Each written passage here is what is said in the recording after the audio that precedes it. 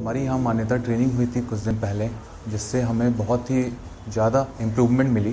Patient की take care कैसे करनी है, हमें पेशेंट को कैसे केयर करना है, एंटीनेटल केयर कैसे करना है, उनके जो first of all first natal visit होती है, एंटीनेटल विजिट, उसमें हमें पेशेंट का वाइटल्स मॉनिटरिंग, उनकी history, obstetrical history, GPL history, surgical history, family history, personal history mention करते हैं। ये फर्स्ट ऑफ ऑल हमें पता नहीं था मैम, बट बेसिकली इस मान्यता ट्रेनिंग के दौरान हमें सब सारी चीज़ें बहुत ही अच्छे से समझ में आई। और मैम इस ट्रेनिंग के दौरान मुझे कुछ चीज़ें और भी नोटिफाई हुई कि जैसे मेडिसिन टू प्रैक्टिस, तो सिजेरियन केसेस और एनडी के केसेस में थोड़ी कन्फ्यूजन रहती थी मेडिसिन को लेके, हम क्या उसे दे सकते हैं पेशेंट को at the time of PPH और एक्लेप्सिया केसेस। तो इससे मुझे काफ़ी चीज़ें नोन हुई मैम। इन केस पेशेंट अगर ओरली नहीं इनटेक कर सकती तो हम क्या इंजेक्शन यूज़ कर सकते हैं।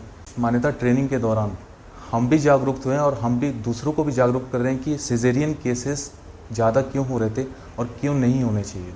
तो हमने दूसरों को भी जागरूक किया इसके लिए कि LSCS केसेस कम हो और नॉर्मल डिलीवरी के लिए हम अवेयरनेस करें। तो मैम मान्यता ट्रेनिंग मुझे काफ़ी अच्छी लगी और मैं उससे बहुत प्रभावित हूँ।